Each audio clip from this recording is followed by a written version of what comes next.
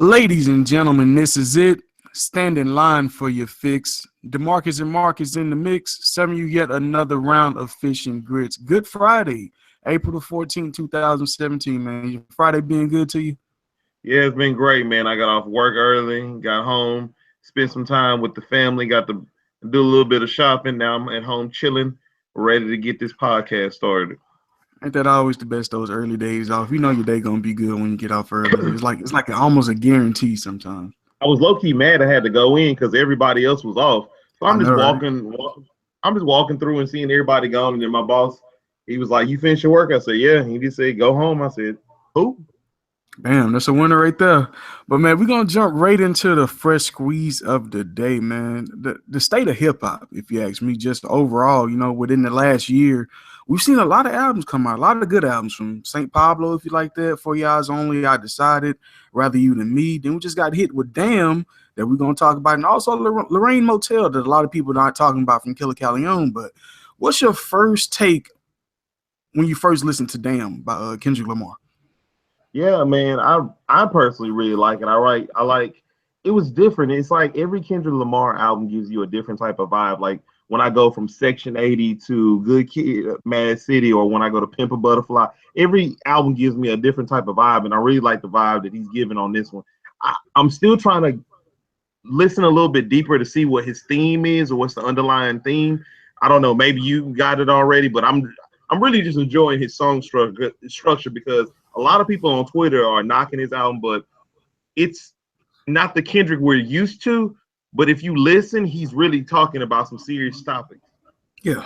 Yeah. I mean, my perspective of everything, I think he's just telling you about choices in life that people make, especially at the end, because everything goes full circle. You know, he pretty much, I think he shot 3 bullets in the entire album. So he's kind of sending the message that, hey, this is where my life could have went. I could have easily been hit with any of these bullets if my life went in a certain direction. When you talk about the incident that happened at KFC with his dad, when Top Dog could have actually killed his father, so Mm-hmm. he Top Dog kills his father. Top Dog is in jail. There's no Mm-hmm. Kendrick Lamar. Yes, And, sir. and Kendrick Lamar also grows up without his father. So he's just telling you how everything plays a role. The smallest moments in life, they can change everything for you. And that's why he's saying me being the greatest rapper is a coincidence because it could have never happened. What if his dad was an asshole to him, like, you thugs need to get the hell out of my store or need to get the hell out of my restaurant? There's no Kendrick Lamar because now there's beef. Now they have a motive to come and attack him. So that was my overall theme from just the choices that you make, man. Like they play a huge effect in your life, and it could be from strangers with your family. You just never know, but the choices you make can affect who you can become today. You're That's what right. I got out there. Hey, you're right, man. That's a deeper level of thinking that I wasn't going in on this album. But man, I'm really enjoying the vibe that Kendrick. It feels good to have all this fresh new music out. You know, you have a lot of these. If you listen to the radio, you have a lot of these generational rappers going, on the come up. Yeah, the You, millennials. yeah, and you thinking rap is dead, but man, it's a lot of artists out there putting out some good quality work. From we were talking about Rick Ross Yes, into your yes. Kendrick, you got Joey that just dropped, then you have other people Gibbs. like Gibbs, and it's just crazy. It's like all Mhm. this good music is out. It's some bad apples, but man, there's some good music out there, and I hope people don't overlook or not listen to some of these artists because it's the worst thing possible. And I'm pretty sure you would agree with me. It's like hearing a song that you slept on, and you was like, "Dang, I was really missing out on something." Oh yeah, yeah. It happens all the time. You'll hear it like 6 months after it's like off rotation on the radio. I'm like, Uh huh. this is a pretty nice song right here. I was kind of sleeping on Exactly. it. But Exactly. but one thing I live by, bro. Honestly, I always said hip hop was never dead, but it was in a coma. It was like on life support. And just it takes a few artists just to break that creativity, just to bring hip hop back. And look what the last year has done for music. And you know what? It wasn't just dead. It was stagnant. Like nothing was like everything sounded the same. Everything was just Everything like sounds the same. Yeah. everything was like a turn up. But everything was just like a now record. Nothing had longevity. And and honestly, you have to say it happened back in '09 when J. Cole's of the world, Kendrick, and all of them came about, and they just started pulling out quality music. There you go. There you go. So I mean, yeah, I just love the overall concept of hip hop right now, what it is, man. I'm just enjoying all this music. You know, I'm tired of everybody sounding like Future. I'm ready for Okay. somebody to break out and do their own thing, and this kind of what we've been missing, man. And another I want to talk about, Killer Calion. You know, we'll talk about the Kendrick a little bit more, but Killer Calion, he had a message in his music, and you don't see a lot of trap rappers. I put that in quotation marks because that's what they call Killer Calion. He always talks about drugs, sex, and money and blah blah Hmm. blah. But he's actually trying to put a message in his music now. You don't see a lot of Houston artists do this. You didn't see Nah, Mike Jones do this. You didn't see Chameleon do this. You didn't see Slim Thug do this. You didn't see Paul Wall do this. This is one of the first like legends of our era that I truly can say has put out some music about what's going on today in the black society, and he's trying to spread that message. It's a lot of songs that he got that really touched me, man. Like New Slave, Ghetto Experiment, Killing Over Jays. These are things that you actually see. We killing each other over Jordans, man. Man of One King, he was talking about just a reflection of Martin Luther King. My skin is my sin. He was saying about just us being black. That's a sin right there. Change gonna come. He's saying change is never gonna come. Black strong woman. You know, you how many artists have you seen just talk about a black strong woman, especially one of his type of caliber in the music that we're used to him producing? You don't see that a lot. Another song called Baby Girl, where he talking about his daughter, how she not gonna become no stripper and he gonna take care of her. And also another song called Cinderella Story, just to let these girls know that a knight in shining armor is not gonna always come your way. Sometimes you're gonna have to play the role, and you can't always try to live that fast life and try to get these titties and ass injections like everything gonna be cool. So it's just a lot of messages that Killer Calion is putting out there that a lot of people never seen coming from him, and a lot of people not really giving him respect because they still label him as this trap rapper, and that's not what he is on this album. that's good that he's trying to step outside of his comfort zone. But man, on the other side of the spectrum, you have my boy Gibbs, who just is just dropping his album. And I would have to say my boy Gibbs is the most slept on, quote unquote, I guess, trap rapper, because the type of rapping that Gibbs does is it's on a deeper level of it's like on a higher, deeper learning type of feel. Like when you got like J. Cole, when you got J. Cole spitting, or Kendrick Lamar or Big Sean, they're always on a different level that you have to think about this stuff. And Gibbs is like that, but he flips it. He's not talking about nothing of positivity or something like that, but he's taking you the life of a thug, or a life of a person who's not in the spotlight, a person who really lives this hard life out here. Mhm. And he really paints a great picture. That's the thing I like about Gibbs, because where he can just come around and he can just talk about doing drugs and going to strip clubs and just doing all this other bullshit that everybody loves to indulge in, and or you know how everybody on the future wave right now, where it's Mhm. cool to be doing drugs and all this other stuff. But Gibbs is like, he telling a story about that's maybe fun and dandy and everybody glorify it, but it's always a bad side to it that nobody wants to talk about. And that's why I Yeah. love about Gibbs. He keeps it real. And I have to give that boy a shout out, because his album, even though it had 8 tracks, it was 8 beautiful tracks that I wouldn't mind hearing over and over again. You heard me? Yeah, definitely, man. Yeah, you're gonna have to definitely check out that Gibbs, man. It's like I said, it's a lot of good music out there. You can almost just cut on to any station right now, and you're gonna hear something new. I'm just glad it's a lot of fresh product being pumped out there to us. You know. Hey, let's go. Hey, one more dude I want to give a nice shout out to is my boy Joey Badass, with that man, I forgot the name of his album, um, Land of America. But that boy Joey Badass is the most slept on artist in my opinion, because this dude was out 16 spitting like he was 30. So he was spitting like he was with the J. Cole's of the world or the Wale's of the world, but nobody really heard of him because he was so low key. But you got to Mhm. give this man get that man some credit, because All American Badass is a real great CD, and I feel like he took away his Brooklyn side. He turned it off, and he's really trying to paint a message and trying to tell a story that America needs to hear. And I really like his album.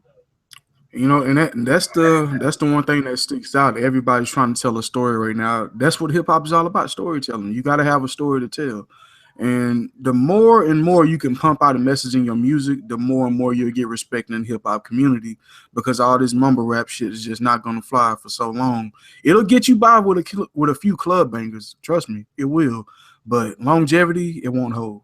That's why I like how you said that longevity, because this is what music it needs to be.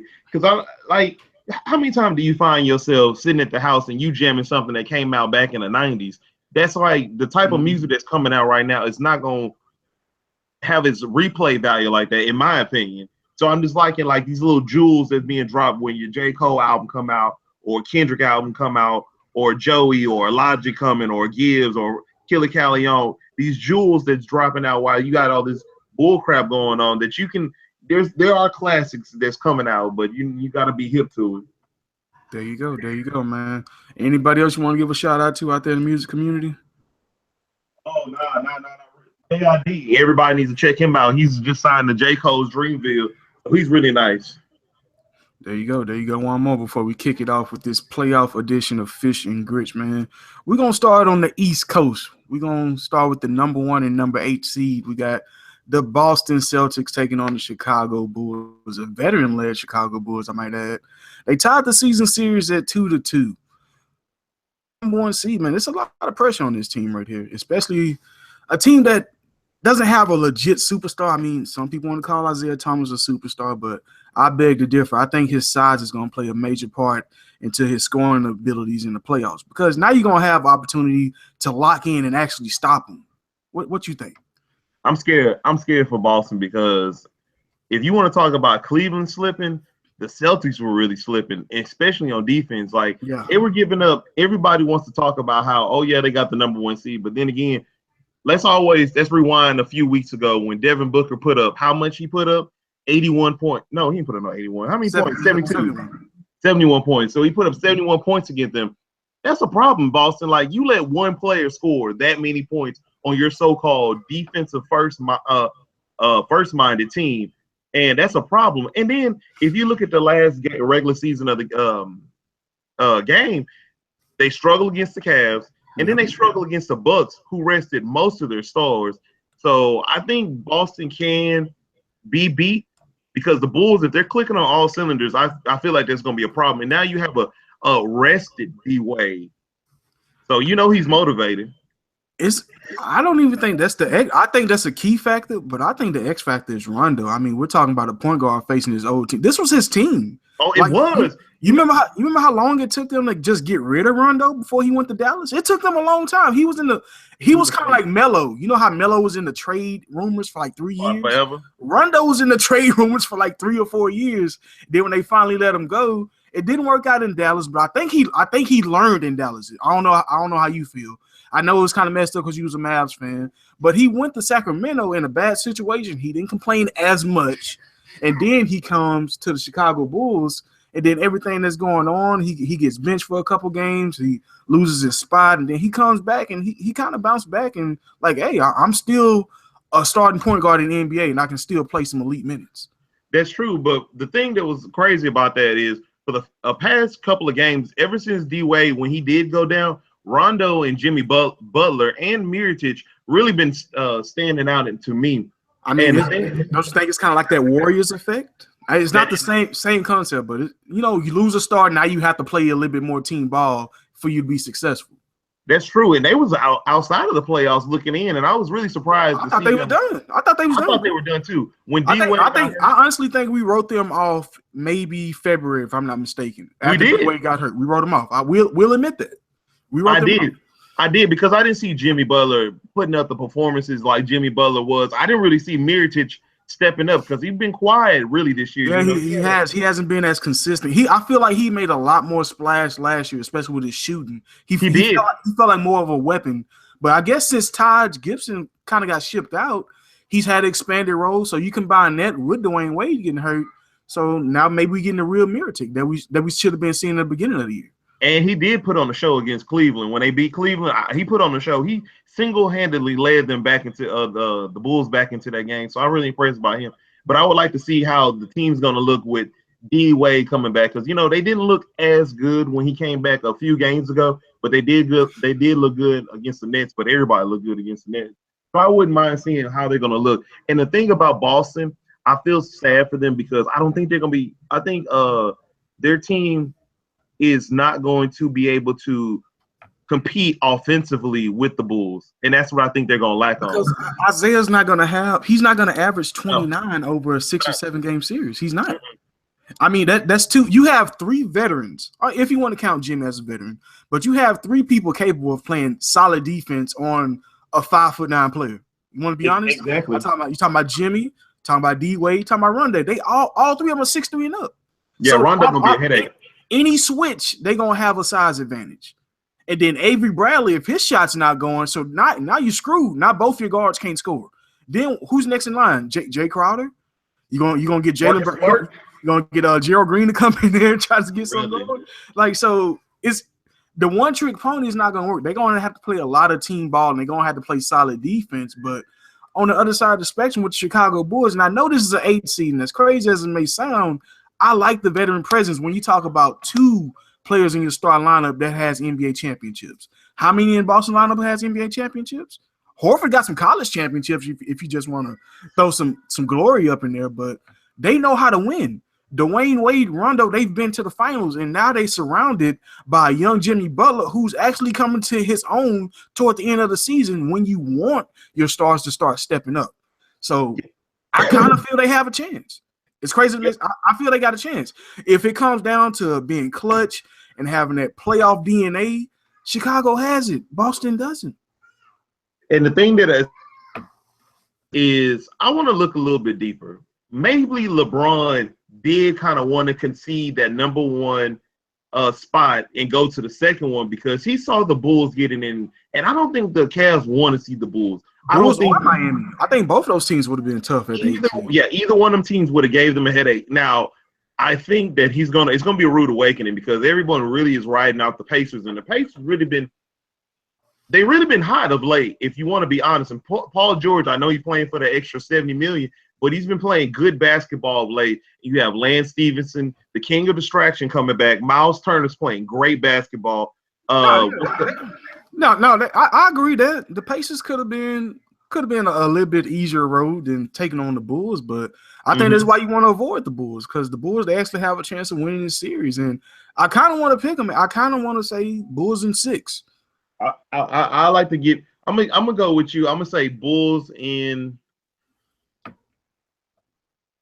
5. I'm gonna give them 5. I'm gonna tell you why I'm gonna give them 5, because I can't see Boston beating the Bulls consistently. I think they're gonna struggle at home and they're gonna struggle on the road, because once Boston gets down, that's when you get the crowd out the game, and that's gonna be a problem. I see the Bulls. They're hungry. They look like they want to challenge. A team that didn't want to play right now would not have made that strong of a push to get into the playoffs. They could have easily hung it up. We've seen numerous teams hang it up. But the one thing I didn't like, Marcus, and I want to see how you feel about this. They asked Isaiah Thomas about his playoff position. And the first thing he said is, I've never been in a number 1 seed. Don't it feel like it's kind of like, shit, I'm the number 1 seed. Like, look where he come from. He comes from the Kings.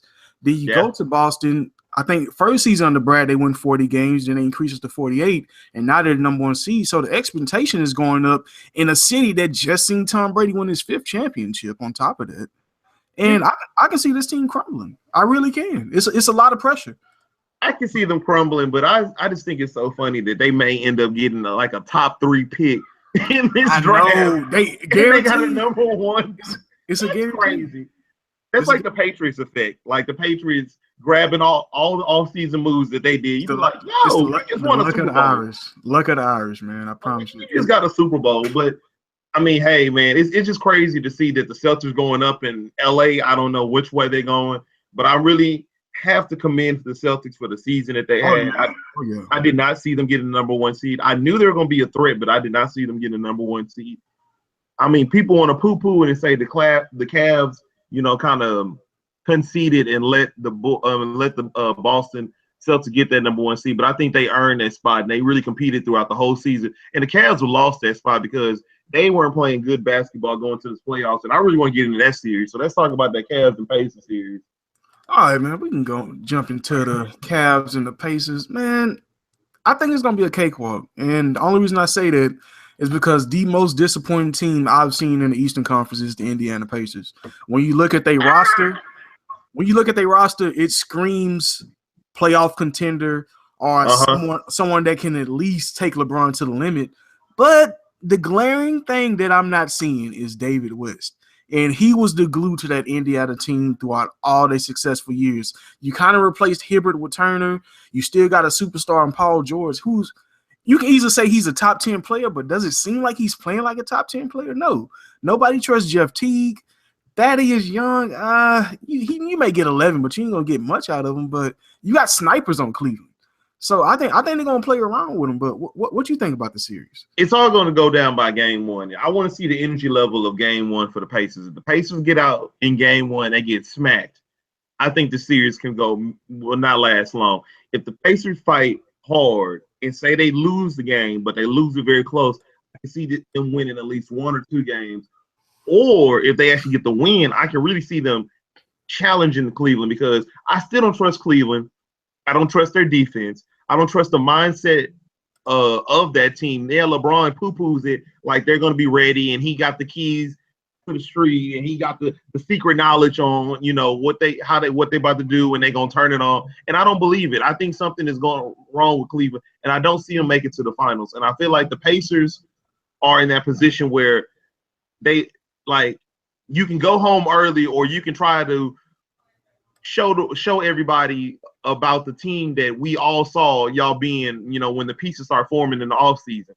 So I step up, and I really want to see what Paul George is made of, because everybody's really been doubting Paul George. Everybody's saying that he's not, quote unquote, a superstar. He's just a regular old star on that level.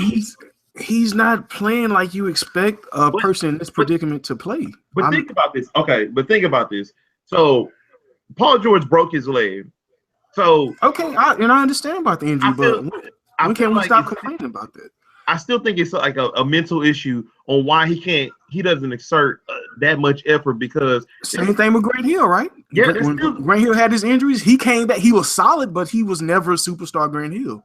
Yeah, because that mindset of breaking your leg and you don't know, I don't want to plant my foot this way because something may happen. I don't want to jump for this rebound because I may come down wrong. All that's still in your mind. In 2 years, you can't be removed from that thought. So I feel like when he can get to the point where he can break free of that limitation that's holding him back from being the superstar that he has the potential to be, I feel like he's going to hold the Pacers down. And Paul George is a great player, okay? And I don't take anything away from him, but the odds are kind of against him because it's really nobody else on this team that I can see step up. I mean, how many times have we thought Monte Ellis was going to step up in the playoff series? And has he done it? No. We know what he's going to get out of Thaddeus Young and CJ Miles. Those kind of the same mold of players. You're going to get maybe 10 points if they get hot. Al Jefferson is a shell of himself. Rodney Stuckey is a shell of himself. Lance Stevenson is a shell of himself when he was just on his couch eating Cheetos with no shirt on. So it's just hard for me to imagine this team beating the Cleveland Cavaliers. And like I say, when you look on paper, they have a solid team. But this team should not have won almost the same amount of games as the Denver Nuggets. And the Denver Nuggets don't have a Paul George. It shouldn't be that way. You shouldn't have this much talent and be on pace with the Denver Nuggets. No, especially when you're in the East. That's unexcusable. You know what? That would be a beautiful trade in the future. Paul George goes to the Nuggets and the Pacers. I mean, they tried to make it happen. I mean, they just. That would be nice. Hey, I think he would have looked nice in that system. And say that they get rid of Gallinari and Wilson Chandler. That'd be I like that. That'd be a nice little trade, and maybe a Moutier and T or something like that. It would have worked out, but this Pacers team, they're going to be as mediocre as you can get over the next couple of years because I just don't see them being able to break that barrier. And I barely see them winning 2 games in this series if they win 2 games. I mean, yeah. LeBron's only lost, 6 first-round games? Career? Yeah, that's true. But what it's going to come down to, Jeff Teague Jeff Teague quietly been having a great season. I didn't know that Kyrie's going to tear his ass up. Come on, man. Okay, I got that. But this is this is the thing I was trying to make. Jeff Teague quietly had a great season. He averaged career high in assists. He was number 7 in the league in assists. But the thing that's crazy about Jeff Teague is he hasn't been playing, in my opinion, the best basketball that he can play. I feel like this is first year. I feel like it takes him probably another year for him to shake off the rust, and then he plays to his full potential. And Monte Ellis is the weak link in the whole team. They're gonna have to end up getting rid of him and replacing him with a two guard that can give them that score threat. Like if they were to get like a JJ Redick, if they got JJ Redick, I think they would be a legit threat. And Paul George playing a better, like if he'd been playing his latter the months of this year, of March and April, if he played that type of basketball next year and they were to get like a JJ Redick or something like that, I feel like they could threaten a lot of people because Miles Turner is really a good center. Oh, he's good. He's good. I feel like I like his touch and the fact that he's able to finish at the free throw line. That's huge for me. Everybody wants to poo-poo and say, oh, the big men are dead and it's the year of the guard. No, you still need a big man that can go down there and give you the bang, that can like when the shot's not falling, many teams are gonna abandon the three and they're gonna try to get to the paint. And if you got a big man down there that can disrupt all of that, Miles Turner is that. They're going to have to do something with Thaddeus Young and Monte Ellis. If they can fix those two problems, I can see the Pacers going far. But the reason why I don't trust the Pacers, but it's one thing is coaching, and I wanted them to keep Frank Vogel because I think Frank Vogel would inspire this team to be better than they were this year. True. All right, man. I know at some point while we're discussing the playoffs, you're going to have a Cleveland upset, but is it going to come in this round? No, it's not. It's gonna come in the later round. It's gonna be by surprise. It's gonna be like how Dallas surprised the Lakers. And I tell people all the time, the signs are there. The Lakers, everybody thought the Lakers was about to go on a run again, and Dallas shocked them. They didn't just shock them, they beat them in 4 games, swept them boys. I'm telling you, what it's gonna do is a team is gonna sneak up on Cleveland and they're gonna beat them in game 1 and they're gonna beat them in game 2 or 3, and they're going to crush the spears of everybody around LeBron. And LeBron's still going to have his numbers, but everybody else spears going to be crushed. Kyrie ain't going to be out there crossing everybody, and the crowd behind him. Kevin Love's shot not going to be falling. It's going to be something. I'm telling you, they're going to catch him by surprise. Got you. So in this first round, how many games you see Pacers winning? Okay, if they play good in the first game, I say they're going to win at least 1. If they win the first game, I say 2. Okay. I like that. So Cleveland 5 or 6. I can agree with that one. All right, man. Let's move on to an interesting series. We got the Washington Wizards versus the Dwight and Paul Millsap-led Atlanta Hawks. I never thought I'd be saying that. Yeah, that's crazy. Washington 49 wins this year, man. This is a team that. Let me start off by saying this. I buried John Wall in the beginning of the year. You sure did. Mainly because I said you couldn't build a team around John Wall. And I honestly feel like since I said that, this dude has been playing out his absolutely mind. He heard you. I mean, from December and on, he's been a top 3-point guard in the NBA easily. And he's elevated the game of a lot of his players. I mean, we've seen Otto Porter, Bradley Beal, Markieff Morris all have solid years. Bojan came over and got acclimated real nice. Marcus Stewart and Marcin Gortat. So they got a lot of talent on this Wizards team. And I think the only concern that the Hawks bring is the big man up front. And I don't think they got the guards to compete with the Wizards, man. I don't trust Schroeder. Hardaway is nice, but I don't know how consistent he'll be. I mean, he's one of those I'm going to give you 12 points, but I may explode for 20 points, maybe. But it's not a guarantee that he can go out there and just give you buckets. But how do you see this series going right here? One-sided, the Wizards' way, because the Wizards playing some good basketball. Even since I think they're like number 3 in the league record-wise since January. Yeah. No, since January. Since January? Okay. Yeah, they really been balling. And the thing that's crazy about the Wizards is nobody predicted them to have the type of season that they're having. No one thought the John Wall. They thought when Bradley Beal got paid in the offseason that there was going to be a feud between John Wall and Beal, and you don't know how that was going to shake out. They didn't know if Otto Porter was going to shake out. And I'm telling you, Scott Brooks. Hey, Scott Brooks is the sleep. That was and that's the thing I tell people. Scott Brooks was one of those quiet pickups that I said that I've always wanted, because I wanted Scott Brooks to coach the Rockets, because I think Scott Brooks still would have implemented the 3, but I feel like the Rockets defense would have been better. But that's not we're not talking about the Rockets. I like how the Wizards are playing this year. I told you that John Wall was like number 6 in MVP voting for me, and you poo-pooed it, and you know you poo-pooed it, DeMarcus. Man, beginning of the season when that team was crumbling, I said, Bro, man, it's just no way you can do anything with John Wall because he struggled. Like let's not act like he didn't. The Wizards was trash at the beginning of the year. he did. They He was did. trash, and they had that great December where they went like 14-4, and they got everything turned around from there. I told Shantae, I was telling my girlfriend, I said, the Wizards are the team it's going to take them a while to acclimate because I'm telling you, they got that new coach in Scott Brooks where he has to fight first. Because remember how the Thunder used to struggle when Scott Brooks first started, and then when they finally start gelling and buying into his system, that's when everything took off. Same with the Wizards. They started off pretty slow. They start gelling when they start falling into that system. And I think if you want to be honest, the coaching of the year decision is so hard this year because you have Scott Brooks, you can honestly say everybody wants to give it to D'Antoni. You can really give it to Brad Stevens. He has the number one seed in the East. Yeah. I'm like, it's so many people that can get coaching, but Scott Brooks really shaped this team.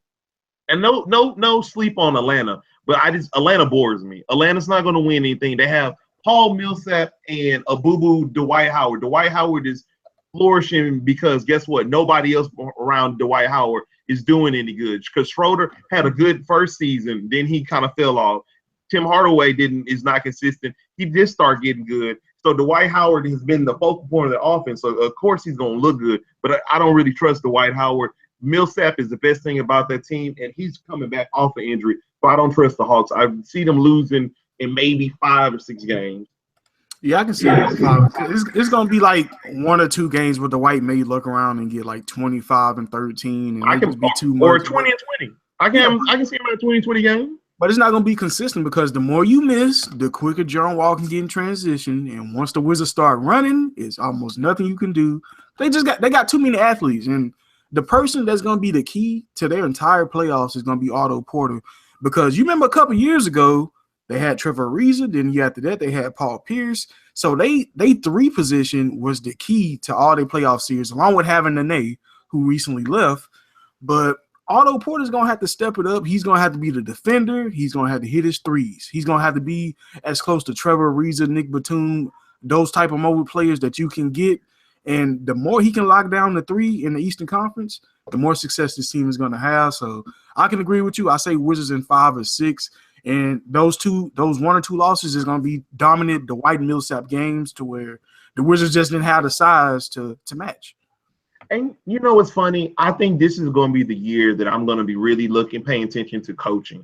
Coaching is going to be the deciding factor of a lot of these teams and where they're going to go. Adjustments, are you making the right play calling, and things of that nature. I want to see what Brad Stevens is going to do. I want to see what Dwayne Casey is going to do, and I want to see what Scott Brooks is going to do. I want to see what game plan they're going to have against LeBron. You know, Scott Brooks has seen LeBron that one time in the finals, and I know he was thirsty to get back to compete against LeBron. So I really want to see what he does when he plays against LeBron. Same with Dwayne Casey. He remembers that his team inked out 2 wins, but they didn't give it their all. If they can get Kyle Lowry playing good basketball and DeRozan to continue to play the type of basketball that he was playing when Kyle Lowry is out, I feel like the Raptors could do a lot. So I just want this round. Let's talk about that round 1 with them. Oh, no doubt. I think it's going to be one of the most entertaining series. It would have been a great series if Jabari Parker was there, man. Yeah. But Raptors winning 51 games, Milwaukee coming in at 42-40. Greek Freak with a hell of a season, leading his team in almost everything. Every category, assists, steals, blocks, like almost everything you can name. And man, I just hate that they don't have Jabari Parker because I honestly probably would have picked them in this series just off that talent alone, because Jabari Parker is one of the most talented scorers in the league. But I do think the depth for Toronto is going to be the killing factor for the Bucks. They just don't have a lot after Greek Freak and Chris Middleton. I mean, we're talking about Michael Beasley, Greg Monroe, Tony Snell. Come on now. Hey, don't sleep on Greg Monroe. I like Greg Monroe. I'm gonna sleep on Greg Monroe all day because it's too many. The Raptors can put out a weird lineup to where it's like all defensive Ron Artest type players, you know, like a PJ Tucker, Carroll, Ibaka, you know, DeRozan. Like it's just gonna be too scrappy for the Bucks. And what can a Greek Freak? He can't defend everybody. He can lead the team in every category, which he shouldn't. Even Toronto got some dude named Lucas that lead them in blocks. So you know what I'm saying? Yeah, so, some random dude. Yeah, just some random dude just lead you in something else. So it's like, what is everybody else doing on that team?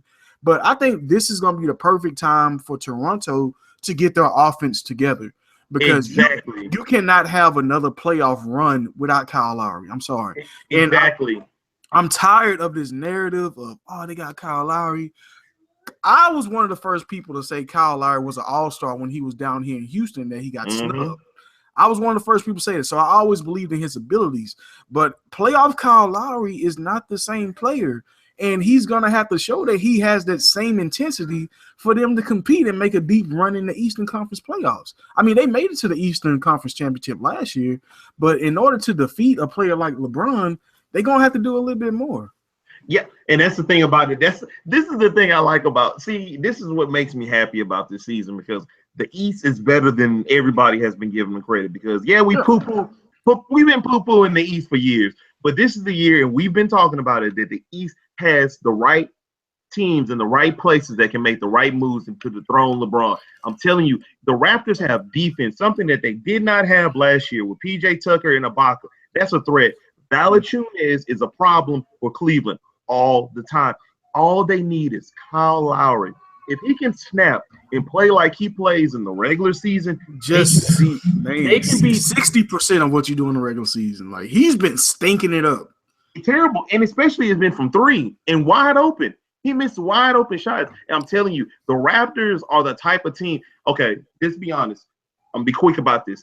The Raptors and the Rockets are the two teams that are the sleeper teams in the playoffs, in my opinion. I'm going to tell you why. Because if those teams are clicking at the right time, they can beat anybody. No one is going to stop the Rockets shooting threes. If they're shooting the threes, spreading the ball, getting to the paint, getting fouls, making their free throws, they can beat anybody, including the Warriors. Same with the Raptors. They have good defense, and they also have they can spread the ball in so many different fashions. And Kyle Lowry and DeRozan are gonna have to lead that team. If they're clicking, I see both of them going to the finals. That was my prediction. Okay. I mean, maybe I feel a little different. I guess I will say I'm a little different because you really didn't respond when I asked you this. But do you think you can actually win a championship with a team led by DeMar DeRozan? Do you see him being that player that can step up and have a top 5, top 10 all NBA performance in the playoff run? Yes, I can, because you think the mid-range game can go that far? Because a lot of his shit, he don't have a three. He does not have a three, but he's quietly been having a good year from the 3-point line. But he's the type of player. You don't think that's like? I think the mid-range is the easiest thing to defend in the NBA. You just got to clog up that area. So if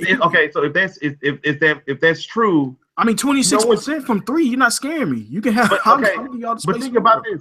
So if that's the truth, then why has anybody been stopping the Toronto Raptors with DeRozan? Even when Kyle Lowry went out, you knew DeRozan was your main person that you had to stop, but no one was stopping him. He got to the free throw line.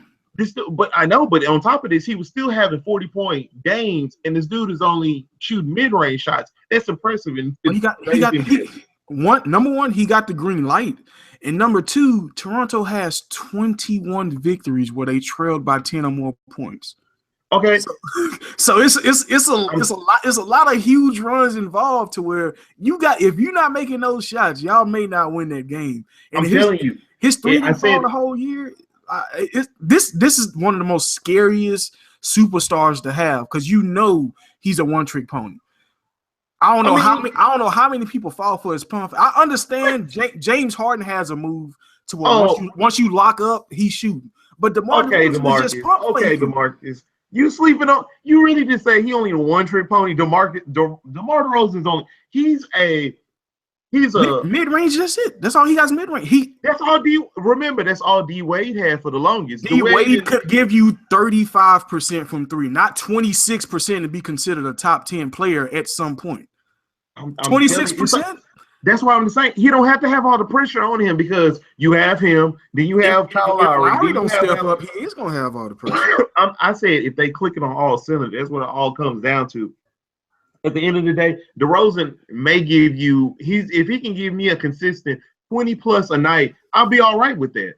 I'll be all right with that. They can live and die with that. They have enough people that can score on offense that can go off any night, which is I'm fine with. If they click it on, that's what I'm saying. If they click on all cylinders, I feel like they can be a threat.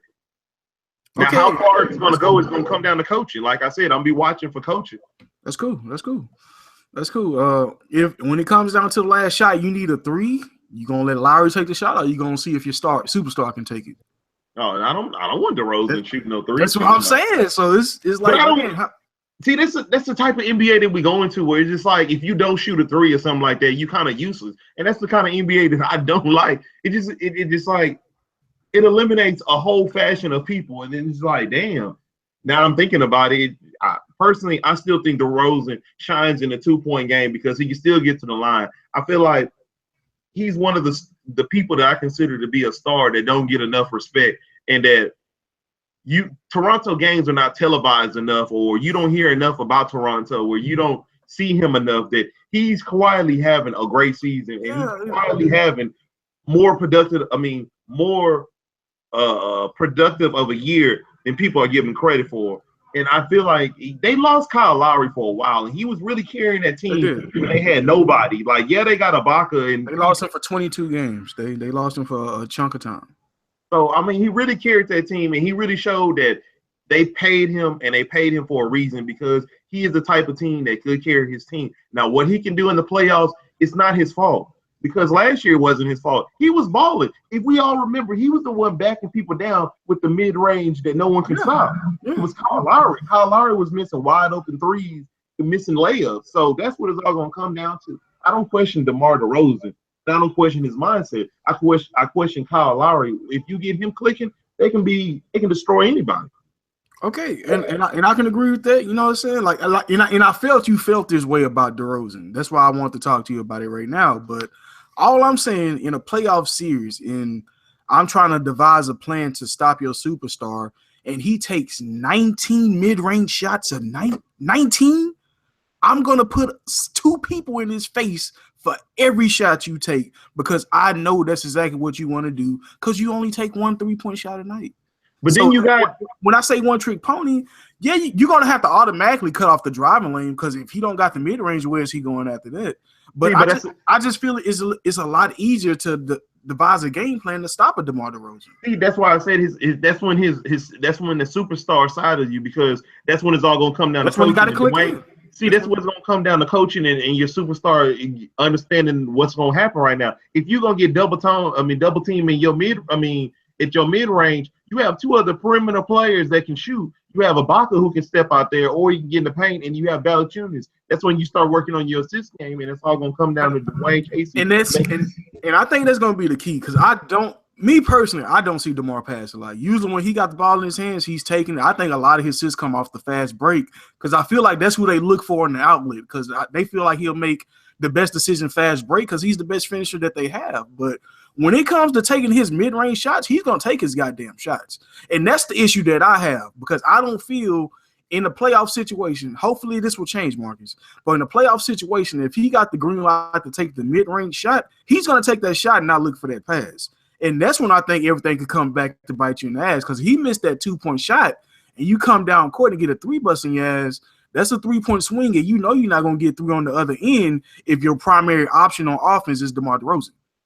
Y'all get ready. In today's NBA, I feel you got to have a superstar that can at least give you 30% from 3, if not 34 plus. I feel like that should be the bare minimum. 26 in today's NBA, that's kind of sketchy, man. But I like the Raptors, and I think they should win this series easily. As much as we're talking about them, I'm just talking about long term. I think they should win this series in about 5 or 6 games also. I think they should just dominate and just get their offense flowing. They're going to have to start clicking, like you said, but DeMar DeRozan is going to have to be a lot smarter with that shot selection in the playoffs, because you're not going to have an opportunity to take 20 shots and only make 9 every time, because that's his average when he take his mid-range. He's 9 out of 20 every night. Yeah, I mean, we're going to have to see, man. I just have more faith in Toronto. Man. I got more faith in Toronto, man. I don't know, man. This is like one of the moments where I'm going to step back and either I feel super stupid, or I'll be like, everybody be like, damn, that nigga know what he was talking about. You have a good point. They have the talent. I mean, we talk about, I want to say 1 through 8, 1 through 9 is lethal. Because That's what I'm saying. You don't have huge people. You don't have huge big men, but you got a lot of small forward power. You have a great bunch of 6'6" to 6'9" guys that can play solid basketball and they probably can defend 1 through 5. A lot of teams don't have those type of players, and that's why I think they have one of the most unique benches in the NBA. Because you really don't know what kind of lineup they can throw out there to you. They can defend you in so many different ways, and they have people like Pat Patterson, PJ Tucker. They can come and hit a 3 in your face also while playing tough defense. That's dangerous. Let me. Okay, so I know we about to go talk about the West right quick, and the West is not going to take too much longer. But this is the thing about that I've been looking at this year. I came into the season depressed. The Rockets got D'Antoni. I didn't think we were going to go that far. We had a great season. That's one thing that made me smile. Another thing that made me smile was I thought this season was going to be a bore. It's been very exciting because the thing that I'm looking forward to, it's not the Warriors. Forget the Warriors. We know they probably going to win it all. Who cares? I want to talk about the other story. There is, I don't know if you ever heard of the story of Achilles, that he was like one of the rawest, of the Greek area. And, no one can stop him. He was, unbeatable. And he always had one weakness. And they finally got exposed by his weakness was his heel. And you catch him slipping, you can defeat him.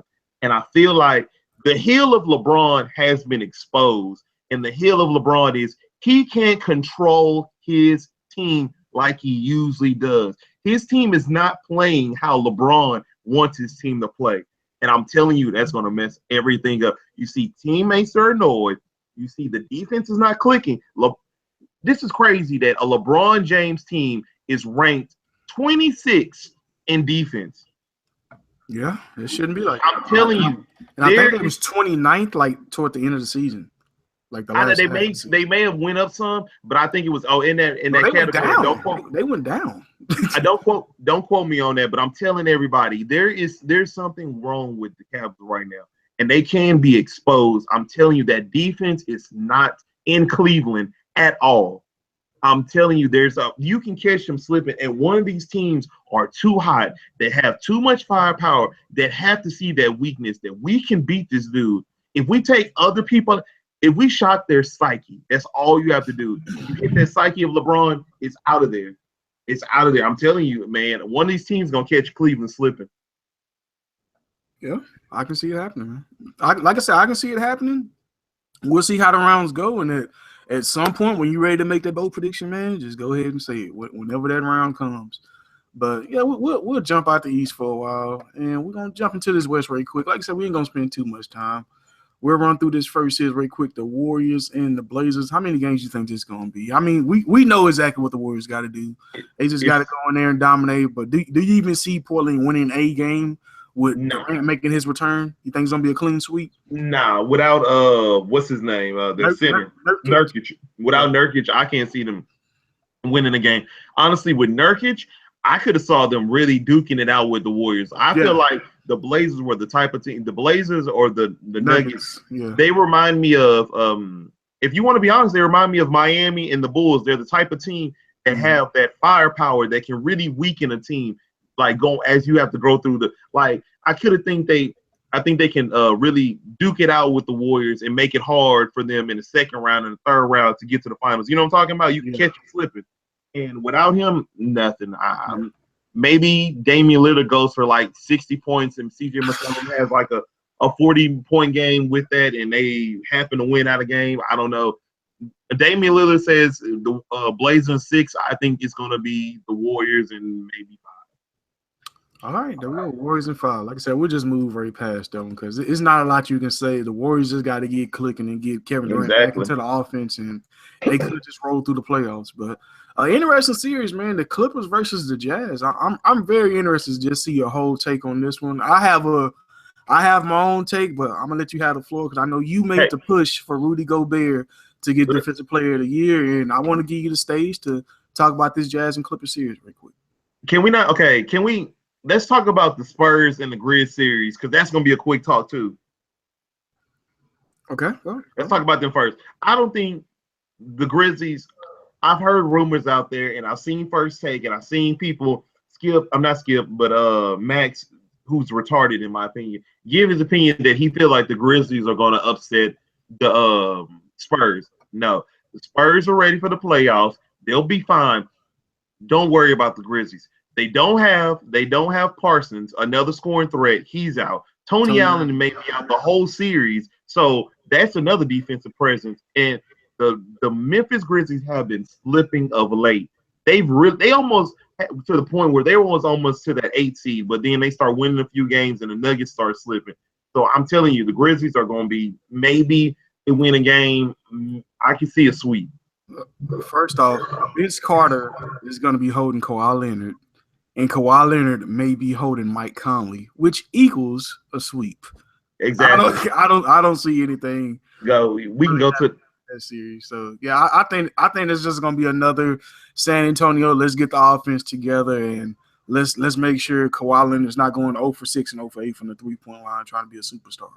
So I think it's going to be another one of those let's just get our offense together series. Okay, so now this is the team I want to talk about. I want to talk about the Jazz. So I've liked the Jazz literally the whole year because what they remind me of the new Memphis Grizzlies team. They have that defense. They have a great center, just like they have. Gasol is a great center. You have Rudy Gobert. But the thing that the Jazz have that the Grizzlies needed was a scoring threat. And Gordon Hayward this year has proven that he can be a scoring threat. He can literally give you whatever you need. If you need your 30 points, I got you. If you need me to play better defense, he has really slept on. He's a two-way star. Exactly. And I think he's the best white boy in the league. Like, you can say Kevin Love. Yeah. Gordon. No. It's Gordon. I'm telling you, this is a flip. I can flip my coin on this one because you think so? The reason why I can flip my coin because this is going to prove if the Clippers are coming and destined to show everybody that they're not a mistake and that they can actually work together, I feel like they can make it interesting, okay? I feel like they can win this series. But I truly feel like the Jazz are a sleeper team right now, that if the Jazz can smell the Warriors, I feel like the Warriors, I think they give the Warriors the biggest headache, in my opinion. And I think it's gonna be Warriors Jazz in the next round. And the only reason I say that is because this defense is holding teams under 100 points in 2017. That's crazy.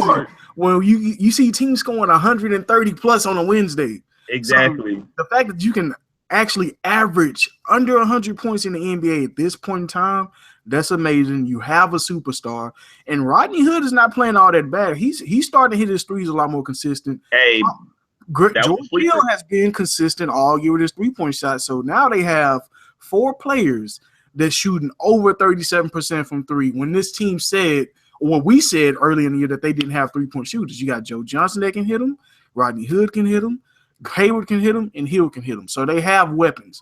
They have just as many weapons as the LA Clippers, who are about to implode. This is going to be the last series that they play together. I don't know if you've seen the interview with DeAndre Jordan when they was talking about the Clippers' woes. He looks so defeated. So defeated. They're defeated. It looks like he made a mistake by staying. And the fact that they even interviewing him because he's the only one that's going to be under contract, that's why they talking to him. Why nobody else talking? Why Chris Paul not talking about the he about to be gone? Why Blake Griffin not talking? They about to be gone. They about to all be gone. They about to be gone. Paul Pierce, Doc. I think this team is about to explode, especially if they lose to the Jazz in embarrassing fashion. When I say embarrassing, if they average under 100 points, what the Jazz has been holding NBA teams to during the regular season, and they lose, say, in like 5 games, this team may not even be able to get back on the bus. Yeah, man, they may get clipped. They just fired just right there. Like, all right, he said clipped. I'm telling you, man, the Jazz are a scary team because Rudy Gobert have quietly had one of the best seasons I've seen in a big man in a long time because. Yes, he doesn't score the ball as much, but guess what? They don't depend on him to score that much. And for him to average what he averages with, the other offensive threats as you have just named, for him to do what he does is really important to me. It is all going to come down to Gordon Hayward and Gobert. Those are the two players I'm going to look forward to carry this team and carry them to the next round to challenge the Warriors, not upset the Warriors. in a perfect world, I would love to see the Jazz upset the Warriors, but I don't think that's going to happen. But I really see them really giving the Jazz a run giving the Warriors a run for their money. I think it's going to come down to two veterans, and this is going to sound kind of weird, but Joe Johnson versus Paul Pierce. I think it's going to take one of those vets going to have a 20 to 25 point game. One of those clinching games, those Jason Terry games off the bench. Paul Pierce can still score. Let's not knock it. And we see he can. He's had playoff success in the past, as recently as 2 years ago with Washington. So we know he can put it up. But one of those veterans, they're going to have to step up. They're going to have to give consistent play. They're going to have to average one of them over 10 points a game. And whichever one it is, that's where the advantage is going to lie. Of course, you got Jamal Crawford, but he's always going to get his. But if you can get Joe Johnson going on the Utah side of things with that second unit, it could be all she wrote. Man, let's give the Jazz a shout out, man. They really impressed me this year. They've had a way better season than I thought they were going to have. 51 wins. That's impressive. For a young team like this. You remember we talked about them last year. I know we didn't have this podcast, but me and you talk periodically, and we talked about the Jazz and them getting that 8 seed. And I thought they would have been more competitive than the Rockets if they made the playoffs. I honestly felt that way. We did, but then we saw the Rockets that we saw, and we was like, oh, well, we were wrong. But I'm telling you, they really impressed me this year, and those are one of the teams that I have to say, if I gave an award to the best season, the overperforming season, I would give it to them or the Rockets, because they both went higher than I expected. Between those two and the Celtics, I think I'm on board with that too. See, but I saw the Celtics having a good. See, I saw the Celtics finishing at the number 2 seed. Not number 1 though. Yeah, but okay, in that number 1 seed, yes, I said they worked for it and stuff like that. But you can see that I didn't see the Cleveland slipping like they did. I didn't see the Cleveland only winning 52 games or something like that. I didn't see them winning that. But the Celtics, I knew they were gonna get like the number 2 seed. I didn't see the Rockets being the number 3 overall team in the league at all. Right. The third best record? No, I did not see the Rockets doing that. And if anybody who comes and I hear they say, "Oh yeah, I predicted the Rockets," fuck no, nobody saw that. Nobody saw that. And the Jazz having 50 wins, I really didn't see that. All right. What we talk about?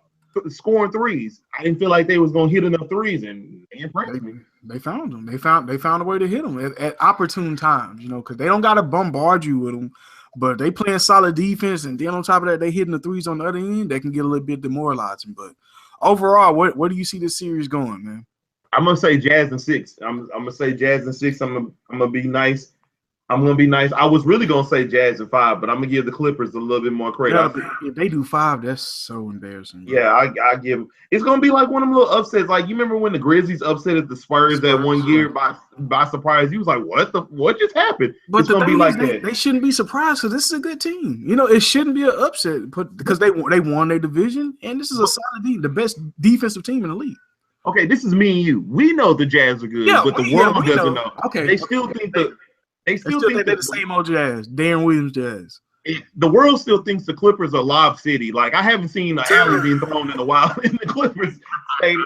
So I'm just like, they shoot more commercials than they throw in alleys. Hey man, I seen Chris Paul show up on more insurance commercials than he has in games. But man, I'm gonna have to give. It's gonna be over. It's over for the Clippers. It's over. They gonna split all that up. I would love to see where everybody gonna go. Honestly, I want to say around February, I said the one team I do not want to play in the playoffs is the Utah Jazz. And I'm so glad we missed that matchup. I didn't want us to be like that 4 or 5 matchup. I did not want us to play. So I'm glad we held that 3rd seed, and we're going to go ahead and go to the main event, man. This is going to be the series of all series.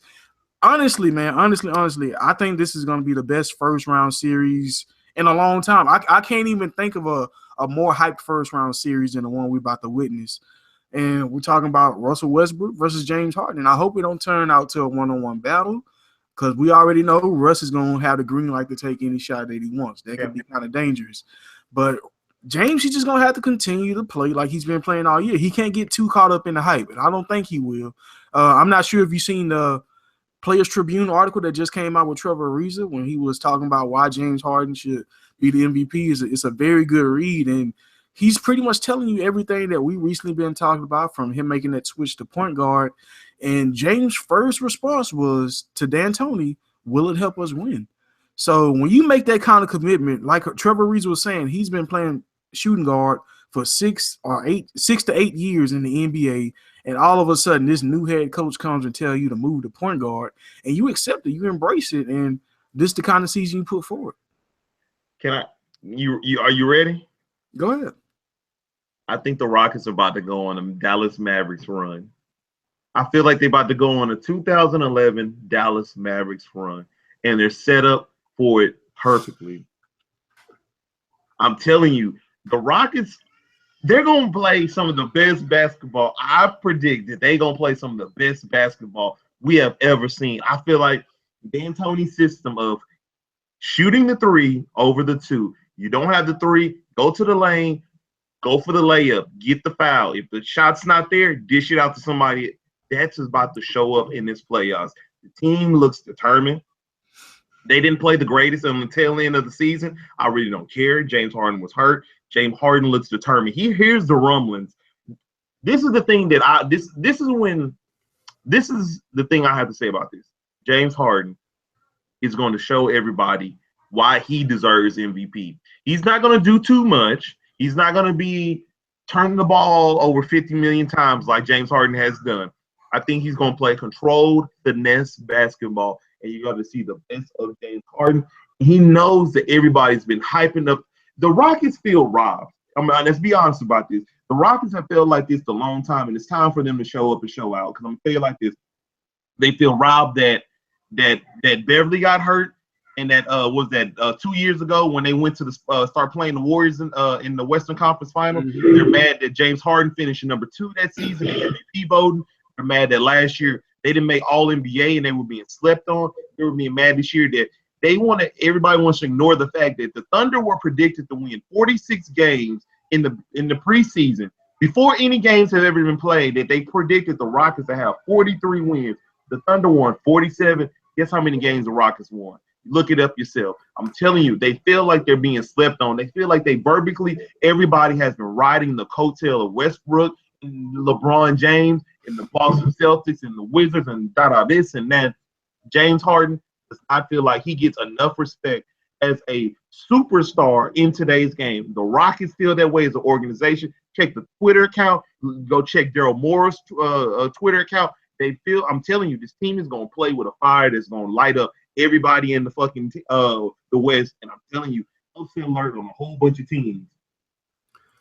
You know, if that doesn't happen, delete this podcast. You know, man, we've been pretty big supporters campaigning for James Harden as MVP. If it comes from watching almost all the Rockets games for the season, breaking down what he's doing this year compared to what he did last year, pretty much in a clocked out season, to 2 years ago when he finished as the run-up in MVP. And the biggest difference I'm seeing when you talk about Russ and James is we knew Russell Westbrook could do this already. When Kevin Durant missed games, Russell Westbrook was putting up triple-doubles. He led the league in triple-doubles last year. The only thing he did was do it at a historic pace because the team was built around him. Now, James Harden, when he came down here, his first season in Houston, he was a mid-range shooter. He was kind of like a DeMar DeRozan, and that's why I wanted to make this quick comparison. But James started to expand his game. He started getting to the free throw line a little bit more. He found tricks to get to the free throw lines. How many superstars can you say made a own way to get to the free throw line? As boring as it may sound, it's an actual foul. They're fouling him every time, and it's just his high basketball IQ. But nobody envisioned James Harden playing at the level he did. When you make the switch to point guard, you're technically taking away your open opportunities because you have to be pass first. You can't come down looking for your own shot. So you move to point guard. You're actually a pass first point guard, which you led the league in assists also, but your points per game did not affect. Steve Nash, when he was an MVP, 15, 16 points on a good night. This on a good night. It was some night Steve Nash would have 8 points and like 18 assists. And we're talking about James Harden was the first person to get the 50-point triple-double. And his was a much more grown man triple-double because he had 50, 15, and 15. Like I said, this is not to take anything away from Russ, but we knew he could do that. We did not say at any point in the season James Harden is going to have 55 games, one, on a team full of players that they got on the second day of free agency that everybody had a chance to get. And on top of that, have triple doubles at a half the historic pace that Westbrook just had. And he also had more triple doubles than Westbrook had all of last year. So if what Westbrook did last year was impressive, James Harden matched it and took it through the roof as far as the expectations. So he's playing at a high caliber, but for the Rockets to have playoff success is all about the starting cast around him. And the number one player that I've been advocating for the last few months is Ryan fucking Anderson. Because him outscoring the opposite team's power forward position and even being a stretch five to where people can't just have they center camping out in the paint is going to be so key to our success. And he shoot from so deep. He shoot with so much confidence. And I love when he's shooting just run away from the screen because it's like, this may go in. Even if he misses, he still got that swag to him. And that's the type of player that you have to have scoring like 20-plus points for us to make a legit playoff run. And you know what? Let's talk about this. I love this James Harden talk, and everybody should be accustomed to it because we're Houstonians, man. We feel like we're being slept on. We feel like we always been slept on. When it came to the 2009, or let's take it all the way back to 94 when we won the championship, and we won it back. We were slept on. When we 2000 and what was that 7 or 8 when we won 22 games straight, and then in 2009 taking the championship Lakers with B team players to 7 games. Then with the Kyle Lowry Dragic era, man, we slept on. And right now we're being slept on. When before James Harden had his MVP year, everybody wanted to say, he's just a scorer. He's not a leader. Well, what did James Harden do the next year? He led the team without their second star in Dwight Howard, who missed half the season, to the number 2 seed in the West, okay? And then they want to say, James Harden doesn't play any defense. Then the next year, which was a boring year for James Harden, he averaged career highs in steals and averaging 2 steals a game. And then they want to say, James Harden is a ball hog. He doesn't pass the ball. The dude averaged 11.2 assists, leading the league in assists. And it's his first year playing point guard. I'm telling you, the Rockets get no respect. They never got respect. Everybody poo-poos the Rockets like we're always the B team. No, actually, no, the C team in Texas, if you want to be honest. No, a lot of my anger comes from just the history of Houston sports. I mean, we're probably one of the best cities to win secondary championships. When you talk about the success that the Arrows had, the Dynamo, the Comets, nobody really cares about those, but we win them. It's nice. But when it comes to the major sports, outside of the Astros, it's been hell, bro. Like I said, I've been here most of my life, and I've witnessed the Oilers get ripped away from me when I just fell in love with football. And us get an organization in the Texans that's still kind of struggling just to consistently compete, especially at the quarterback position. I've seen the Astros make it to the World Series and get swept. I've seen the Rockets lose 2 Hall of Famers. 2 Hall of Famers. Like, how many teams can say that they lost 2 Hall of Famers in the prime of their career, and it took them this long to even get an MVP caliber player, and they trying to rob him again? Haven't we been robbed enough in Houston? And that's where my anger comes from, because I'm tired of being that second-class city when we have first-class talent in J.J. Watt and James Harden and Jose Altuve. You have stars in all 3 sports. All 3 sports. And for us just to want some type of credit as being a sports city, we shouldn't have to beg for an MVP when he's already earned the right to get it. Why are we begging? Just give us the damn MVP. He already earned it. He's done enough. He shouldn't even have to say, have you done enough, James Harden? Well, damn, ain't it about winning? I got more wins than him. I got more assists than him. I've produced more points per game than him. I've produced the second most points per game in NBA history. What more do you want me to do? I actually beat Golden State at some point. I actually beat the Spurs. What more do you want James Harden to do? Nothing, man. They don't give him no credit, man. They don't give him no credit. And just the sheer fact that this man was a sixth man and that he's in MVP consideration should tell you enough about this man's game that you should give him all the respect that he deserved. And it's crazy. And I feel like James Harden hears the noise.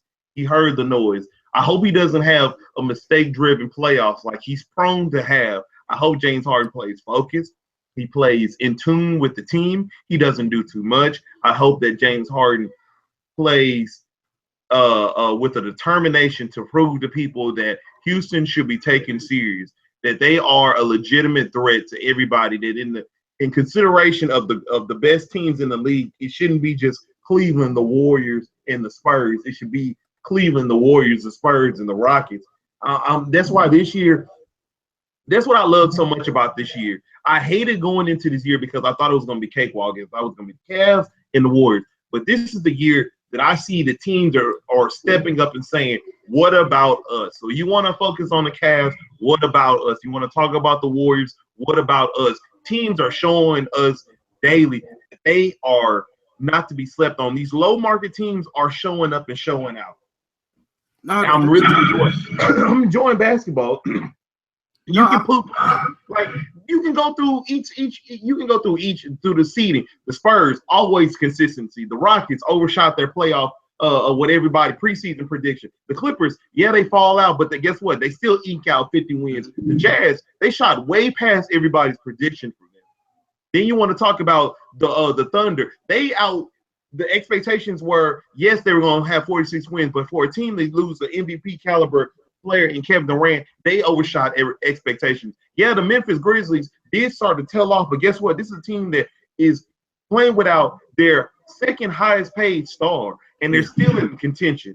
Look at the Blazers. This is a two-man team that lost most or all of their core and still in the playoff hunt. I can go on and I can go on and I can go on. The season has been really impressive. It has not been a bore to me. Yes, I said that in the beginning. I said, yes, this season was going to be slept on. I said this season was going to be boring. It's going to be a cakewalk. I've been impressed. I've been enjoying this, and I hope that everybody gives their best going into the playoffs and that everybody gives their A game because I do want to be entertained.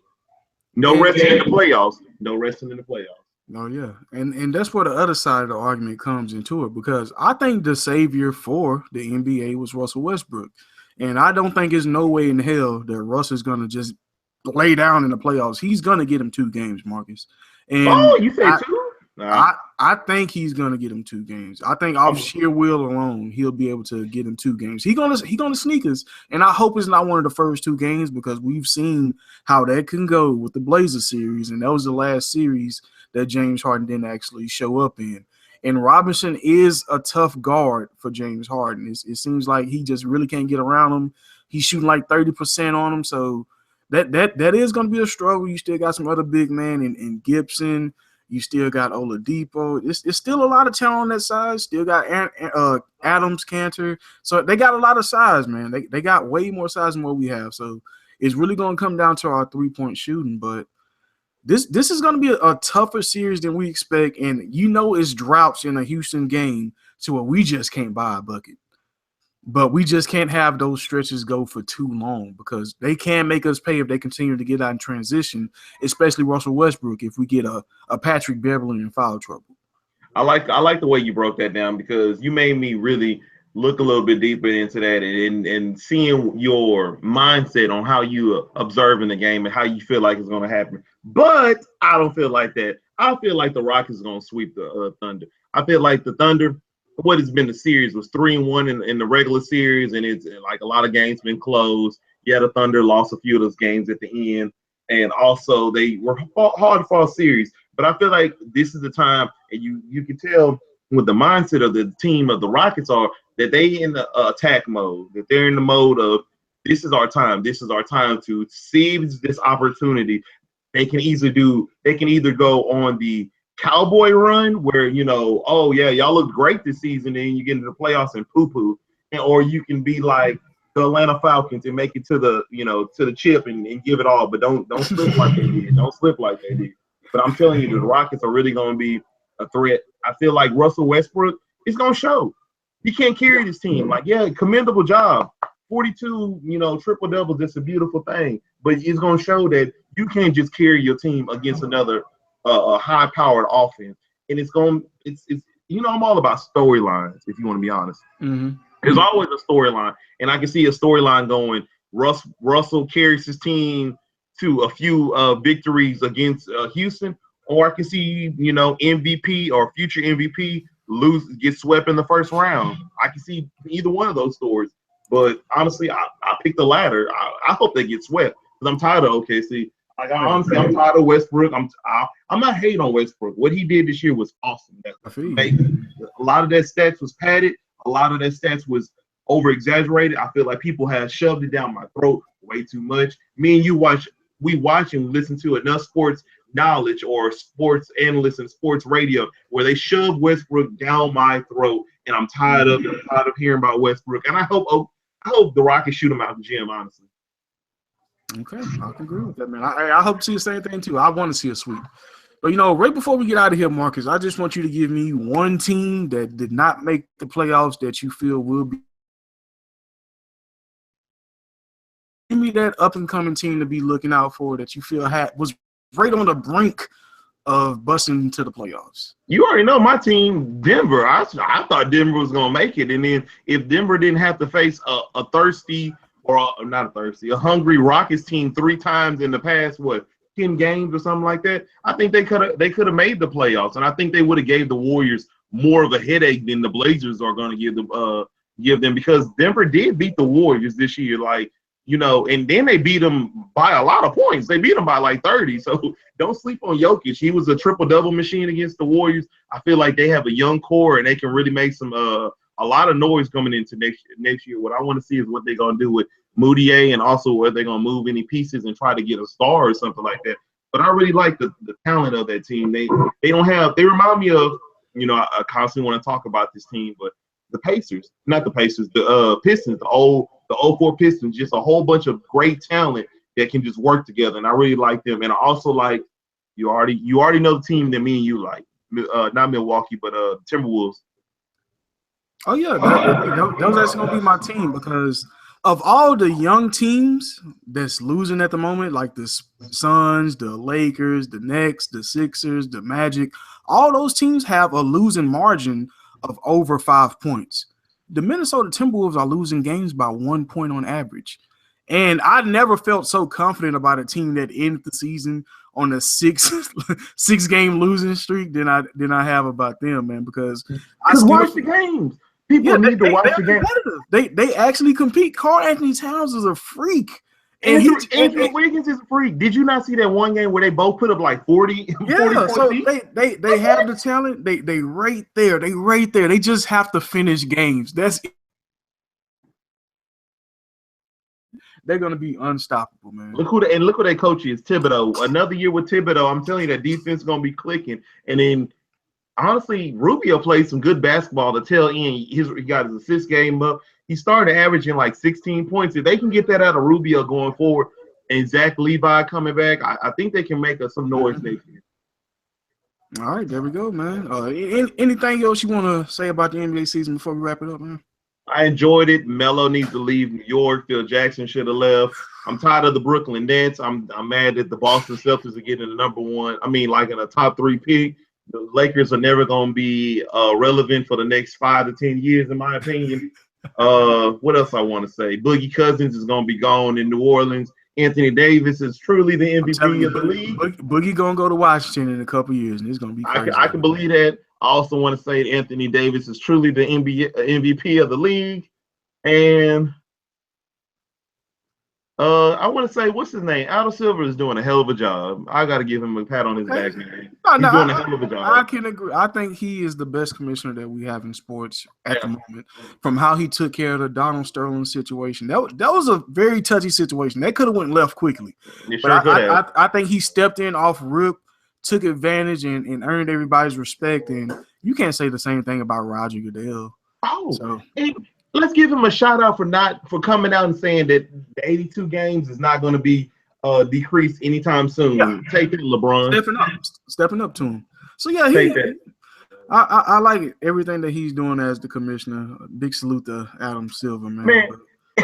in my mind, hey, this is off topic. In my mind, it's like LeBron and the commissioner were having a piss test. So LeBron, took his little shot at, I'm not resting and all this other bull crap. And, he wanted a shorter season. And then the commissioner came out and said, nigga, look at this shit. Shot that whole way past. Like, nigga, you ain't getting no 82. You ain't getting less than 82 games.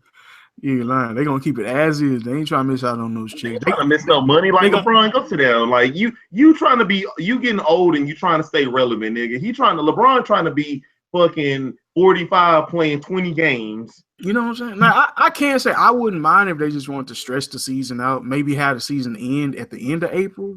So that way you throw in an extra 2 weeks of them resting. Just start at May 1st. I wouldn't mind. I don't think that's too late because the NBA it ends at an awkward time to where the only thing on is like golf and NASCAR. So I don't mind them stretching out a little bit longer. If they want to play to like June, July. Let's see what this Ice Cube League gonna do. You're right. If they can do something with that, hey man, we'll be all right. They'll be in for the summertime right there. But man, like I say, it's been a great episode of Fish and Grits playoff edition. We will be back with the semifinals in a couple weeks. I think the semifinals is going to start the first week of May. So we'll see who advanced and we'll give you the next predictions. And maybe there may be an upset. We never know. But as for now, this has been Fish and Grits, and you guys have just been served. Y'all enjoy.